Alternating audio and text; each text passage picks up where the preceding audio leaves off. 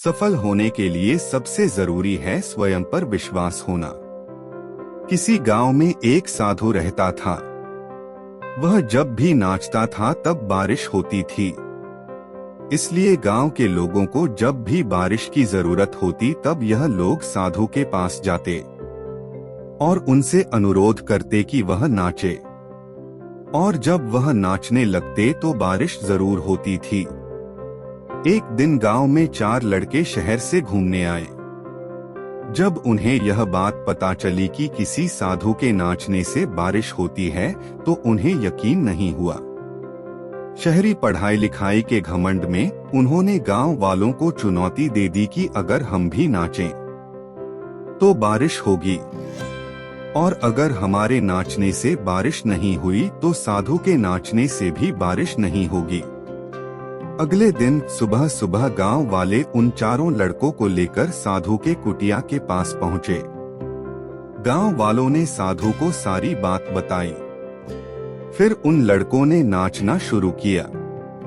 पहले लड़के ने नाचना शुरू किया। आधा घंटा बीत गया। फिर पहला लड़का थक कर बैठ गया, पर बादल नहीं दिखे। कुछ देर बाद दूसरे लड़के ने नाचना शुरू किया और 1 घंटे बीतते बीतते वह भी थक कर बैठ गया। बाकी दोनों लड़कों ने भी ऐसा ही किया, पर बारिश नहीं हुई। अब साधु की बारी थी। उसने नाचना शुरू किया। 1 घंटा बीत गया पर बारिश नहीं हुई। साधु फिर भी रुका नहीं, वह नाचता ही रहा। नाचते नाचते 2 घंटे बीत गए पर बारिश नहीं हुई। लेकिन साधु तो रुकने का नाम ही नहीं ले रहा था।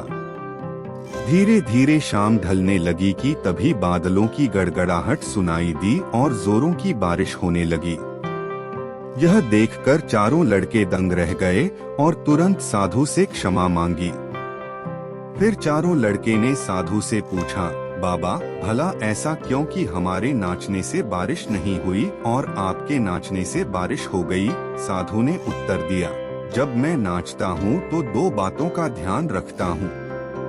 पहली बात तो मैं यह सोचता हूँ कि अगर मैं नाचूंगा तो बारिश को होना ही पड़ेगा, और दूसरी यह कि मैं तब तक नाचूंगा जब तक कि बारिश न हो जाए।